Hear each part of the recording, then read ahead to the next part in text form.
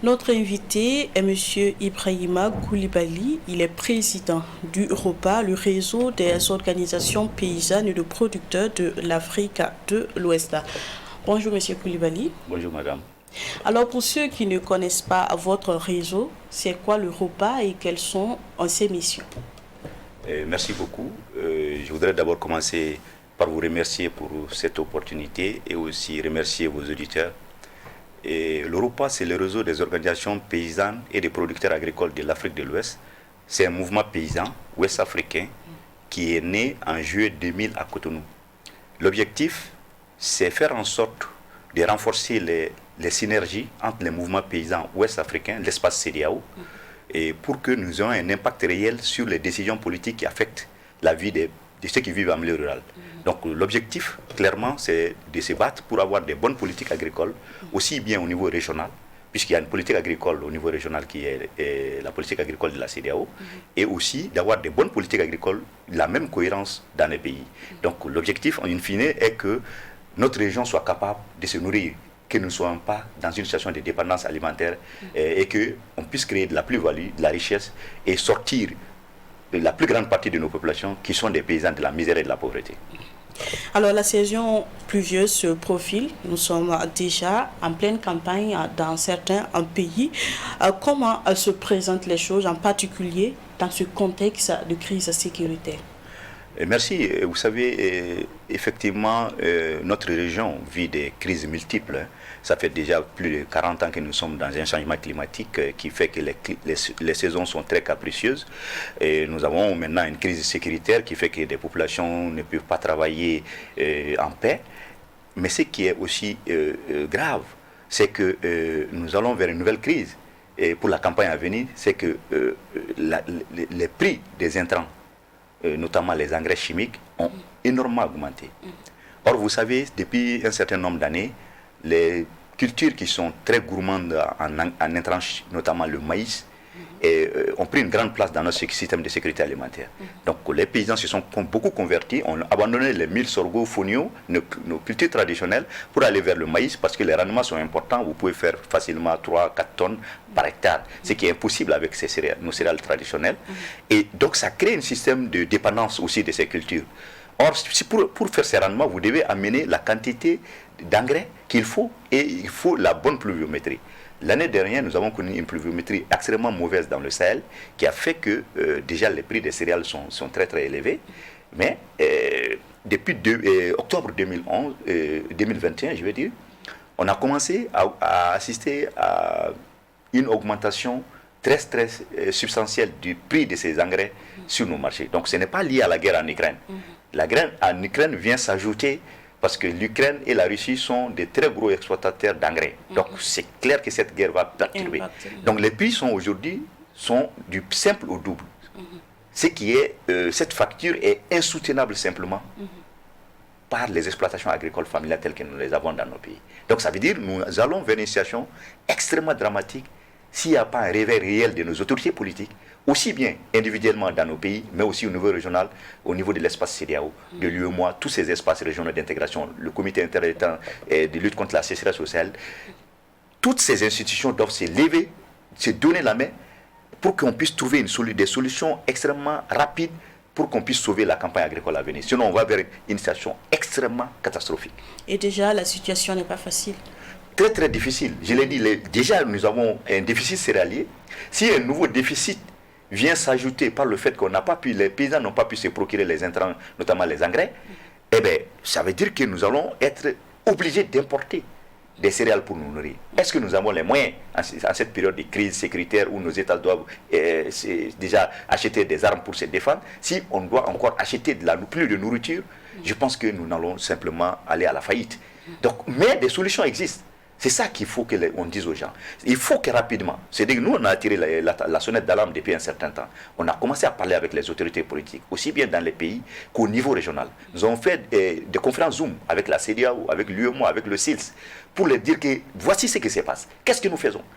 Alors Bon, on va en revenir aux solutions. d'accord. Le gouvernement burkinabé qui a annoncé hier des actions justement pour soutenir le monde agricole et il a annoncé une subvention de 72,8 milliards de francs en CFA pour soutenir la filière coton. Alors cela va-t-il permettre, selon vous, de résoudre un tant soit peu le problème? Quelle appréciation vous faites de cette annonce-là? Ben, bon, d'abord, sur le principe, nous ne sommes pas contre les subventions, mais le coton ne se mange pas. Et pourquoi est-ce qu'on on doit faire le même effort, même plus d'efforts sur les céréales? Parce que c'est ça qui crée notre souveraineté, notre autonomie alimentaire. Nous ne pouvons pas nous permettre d'avoir une facture alimentaire qui est déjà importante avec les blés, le lait en poudre, tout ce que nous importons. Si on doit ajouter même les céréales, le maïs, si on doit importer du maïs, je pense qu'on ne tiendra pas. Donc les devises qui vont venir de la vente du coton seront obligés d'être affectés à acheter ces céréales-là. Ce qui est quand même une incohérence totale.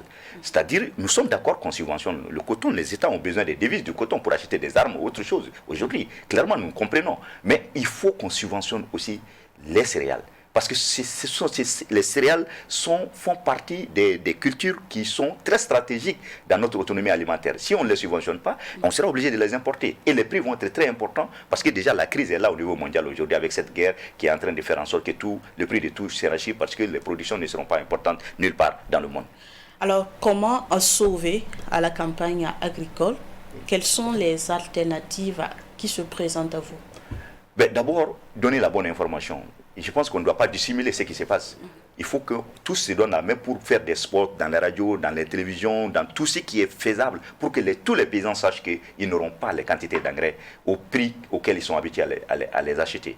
Vous savez, les 78 milliards de subventions que le Burkina fait, 72 milliards, c'est une goutte d'eau dans la mer disons, de l'engrais. C'est vraiment, vous savez, les besoins de notre région, c'est presque 3 millions de tonnes d'engrais. C'est énorme. Donc ça se chiffre en milliards de dollars. Ce n'est pas, donc ce n'est pas 72 millions de subventions qui vont faire que tous les paysans puissent avoir de l'engrais. Donc il faut qu'on arrive à le dire qu'il y a un problème supplémentaire parce que l'engrais va être très très cher cette année. Et peu de gens ont accès déjà aux subventions, mais l'accès à l'engrais va être encore plus difficile. Donc il faut que les gens réorientent leurs décisions de production. Donc ça veut dire qu'il faut revenir aux céréales, à certaines de nos céréales qu'on avait abandonnées, notamment les milles, les sorgho, qui sont plus résilientes au stress hydrique, donc s'il y a un problème de sécheresse, mais qui sont moins gourmands aussi, qu'on peut produire sans engrais chimiques. Ensuite, il faut qu'on amène des solutions alternatives agroécologiques qui existent dans notre région. Les gens savent produire des intrants organiques et on peut les faire plus rapidement aujourd'hui. Il y a des formules qui sont disponibles, notamment les systèmes Bokashi, où on peut produire du compost accéléré en 10 jours, qui est prêt à l'emploi en 10 jours. C'est des formules qui existent, sur lesquelles on peut faire des émissions pour expliquer aux paysans rapidement, avant le début de la campagne agricole. Ensuite, il y a des techniques agricoles simples pour une meilleure utilisation et une utilisation mieux ciblée de l'engrais, notamment à travers les techniques comme les AI, qui est originaire du Burkina, d'autres techniques pratiques qui existent, qui permettent de mieux gérer quand il y a des problèmes. Ensuite, je pense qu'il faut faire un clin d'œil vers ce que nous appelons les engrais organiques, qui existent dans des formules solides et liquides. Il y a des unités qui existent dans la sous-région aujourd'hui. La production locale. Voilà, qui en produisent. Donc il faut que Est-ce qu'ils peuvent répondre à la demande? Je pense que ce qu'il y a là n'est pas négligeable, mais on ne le sait pas très souvent. Ils ont un grand potentiel, mais qui est négligé, qui n'est pas souvent même inclus dans la subvention de nos États. Ce qui est quand même triste, parce que ce sont des fertilisants qui ont un impact moins agressif sur le sol que les intrants chimiques. Donc il faut que tout cela soit intégré dans le dispositif des subventions, que les paysans puissent avoir ce qui est disponible, y compris les engrais foliaires, parce qu'il y a des formules qu'on pulvérise sur les feuilles et qui quand même permettent de booster un peu la production. Donc je pense qu'il faut mettre ensemble toutes les solutions conjoncturelles, mais réfléchir moyen et long terme, immédiatement. Et parce que nous attendons trop que les gens viennent régler nos problèmes en Afrique. Alors personne ne viendra nous aider. Les solutions à nos problèmes sont entre nous, mais ou alors on va disparaître en tant qu'Afrique. Il faut que maintenant les gens comprennent cela. Et c'est dans tous les domaines. Nous prenons nos destins en main, aussi bien sur le plan agricole, alimentaire. Nous sommes capables de nous nourrir. Les paysans sont très travailleurs. Ils ont besoin de paix, de stabilité et d'accompagnement, de bonnes politiques agricoles, des politiques agricoles cohérentes. Ce qui n'est pas le cas aujourd'hui, malheureusement, dans notre sous-région. Alors, on va donc dire que cette crise a un point en positif, c'est-à-dire qu'elle va remettre à jour le débat sur la promotion de la production locale. Mais si nos hommes politiques nous écoutent, c'est très souvent malheureusement pas le cas. Vous savez, en Afrique, ce qui marche le moins bien, c'est l'écoute. Ce n'est pas les idées. Les idées sont là, les bonnes solutions sont là. Mais non, on fait toujours l'incohérence parce que tout est piloté de l'extérieur. C'est l'extérieur qui nous dit tout. Nos politiques sont piratées, détruites par l'extérieur. Parce qu'eux, ils ont intérêt à exporter chez nous. Nous sommes un marché pour eux. Donc, ils ne veulent pas que nous soyons autonomes sur le plan alimentaire. Il faut sortir de ce piège-là. Ce n'est plus tenable. Notre population a beaucoup augmenté. À l'indépendance, nos États faisaient 2 millions, 4 millions de personnes. Aujourd'hui, on est 20 millions, 25 millions. On ne peut pas faire les mêmes politiques. Il faut arrêter. On ne peut plus être dépendant sur le plan alimentaire. Nous avons des solutions. Nous devons promouvoir la nutrition et faire la contre-saison. On a de l'eau pour faire des légumes, pour faire des fruits, produire du poisson. On peut tout faire aujourd'hui. Mais il faut mettre les moyens. Et ces moyens, on peut les avoir s'il y a la volonté politique. Il faut investir dans la petite agriculture familiale, qu'elle soit capable de produire ce que nous consommons au niveau local. Et c'est ça la première dignité de l'être humain, pouvoir se nourrir. Si nos États ne peuvent pas le faire, ils perdent leur dignité aussi, d'État.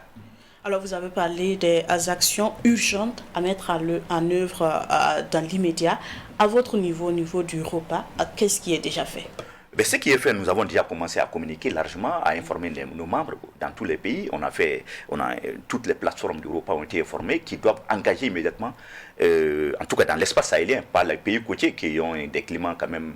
Peut-être que le problème est moins grave là-bas que chez nous dans le Sahel, mais dans le Sahel, le problème est très grave, c'est-à-dire le Sénégal, le Mali, le Burkina, le Niger, doivent immédiatement engager des actions pour informer les paysans qui doivent prendre des décisions de production. Nous avons demandé aux espaces d'intégration de mettre des mesures d'urgence sémencière pour que les paysans qui n'ont plus ces semences-là, de mil, sorgho, maïs, fonio et de mil, sorgho, fonio, qui puissent avoir de la semence subventionnée pour changer leur décision de production. Bon, on n'a pas de réponse pour le moment, mais je pense que de toute façon, on trouvera les semences. Si les gens veulent changer de décision, ils peuvent trouver les semences de ces productions. Et ensuite, on a commencé à sensibiliser pour que les gens qui utilisent la matière organique qui est disponible localement. Et voilà, donc on a tout un dispositif qui est déjà sur le terrain, qui sont relayés par le mouvement paysan, les formateurs paysans qui nous avons dans beaucoup de pays, qui font le conseil agricole au niveau des exploitations agricoles. Merci, M. Koulibaly, d'être passé. On espère que votre message sera entendu. C'est nous qui vous remercions, madame, de nous donner cette opportunité sur ce plateau. Et merci à vous. C'est tout pour l'invité.